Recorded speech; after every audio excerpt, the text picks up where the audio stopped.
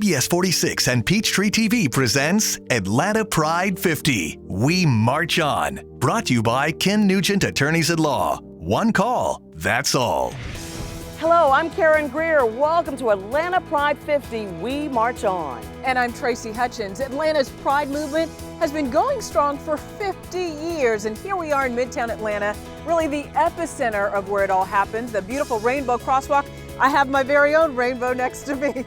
We are excited because we're also outside where we usually start this parade. Every year outside Blue Med. Want to thank the folks at Blue Med, Tim Mettendorf, the owner.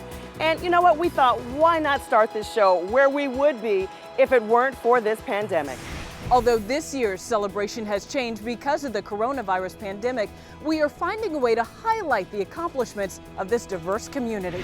Over the next hour, we'll take a look back at some of the major moments that define the LGBTQ community and take a look at how the queer community is rising up during this very unprecedented time. Millions of deaths worldwide. What we're seeing today is different from March and April. It is extraordinarily widespread. Thousands of Georgians infected. The main thing is to keep from getting in a super spreader situation or having these big outbreaks. The coronavirus pandemic has changed everything, forcing our city to make difficult decisions. I just talked to the mayor's office and they tell me the city is not quite yet ready to move into phase 3. I'm going to continue to do what I need to do to make sure that the people of Atlanta are safe. That means canceling large in-person events like Atlanta's 50th Pride celebration. There are, typically hundreds of thousands of people. But even without the festival we've all come to know and love, the community is still finding ways to unite. One thing that has not changed is the need for our existence. We still need community. We need a space. We need to be together. We need to celebrate and we need to mourn and we need to fight for what's next.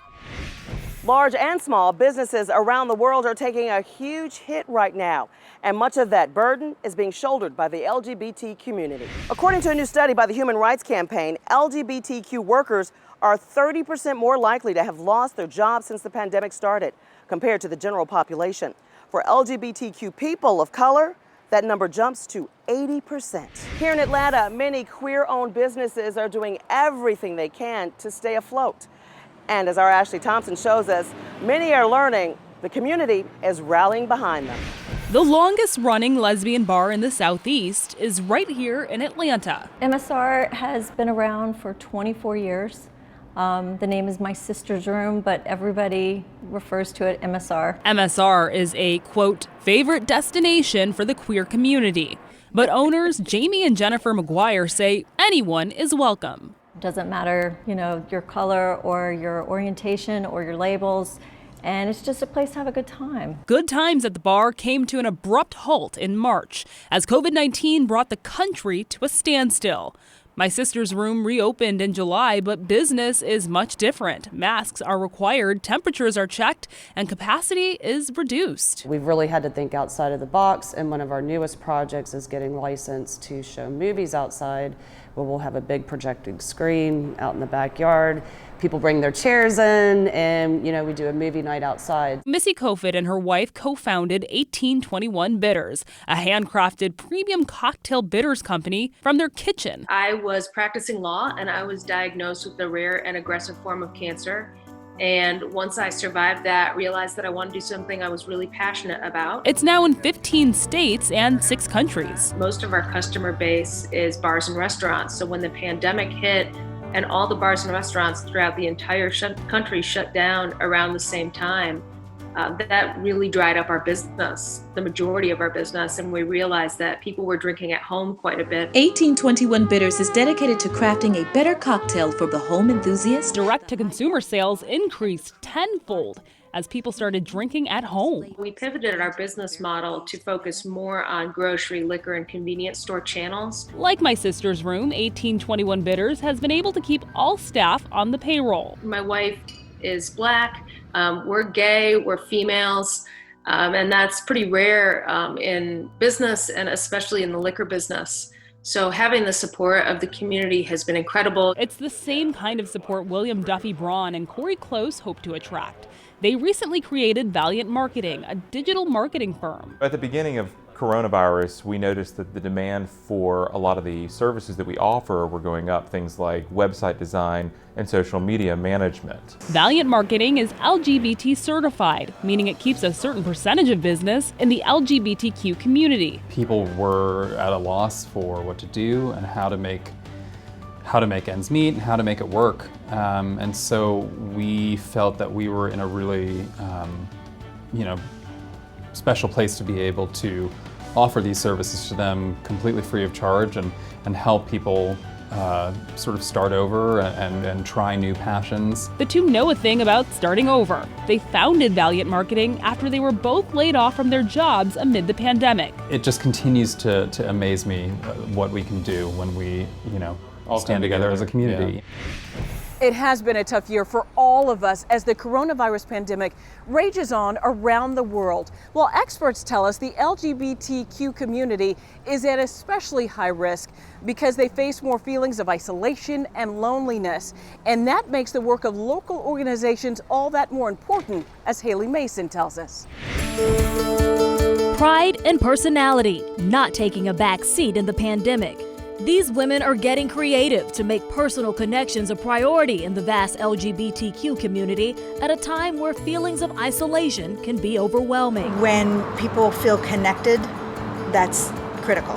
And so LGBTQ people have a much greater rate of alienation and distance from either their family of origin or if they are having difficulty being authentic, then they really need support of people who can understand them. They usually see dozens a day visiting their Philip Rush Center near Candler Park for training and advocacy and partnerships. But the building has sat empty for months. And technology, sometimes we've cursed it and now we're blessing it.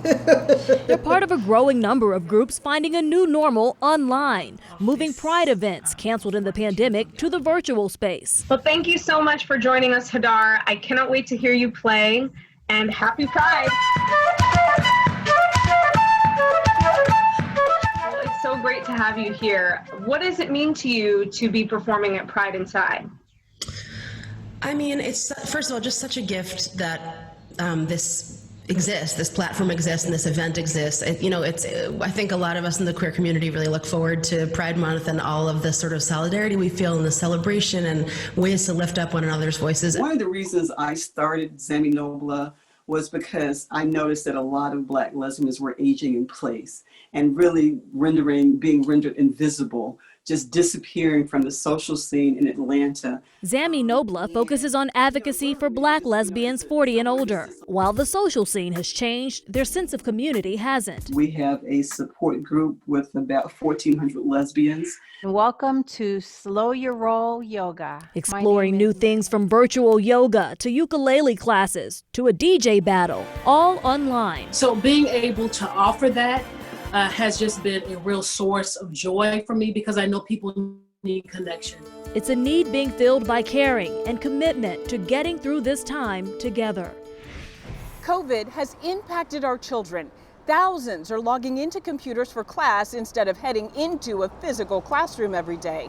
And just like it's not ideal for all kids, it's not ideal for all LGBTQ youth. For some, the virtual classroom has helped them thrive. But groups who work with LGBTQ youth say for others, the hazards go beyond their classwork and can pose real threats. I'm getting chills just thinking about it. So I'm thinking that on the one hand, the virtual creates more possibilities and some safety for students. On the other hand, I also know that there are students who are learning virtually now at home. And something as simple, seems simple, as having your name displayed. Right now, you're seeing my name on this Zoom call. Well, for some students, that official legal name might not be the name that they go by. Now, more than ever, children need the support of their families and mental health support. Groups like PFLAG here in Atlanta are still offering regular support meetings for youth and adults, although right now those meetings are being held virtually. While many U.S. cities have had to cancel their in-person Pride festivals because of the pandemic, all is not lost because many have actually gone digital.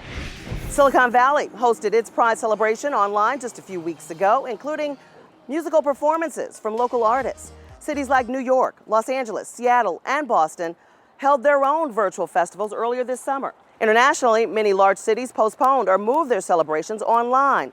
Pride events in Taipei and Buenos Aires are happening in just a few weeks.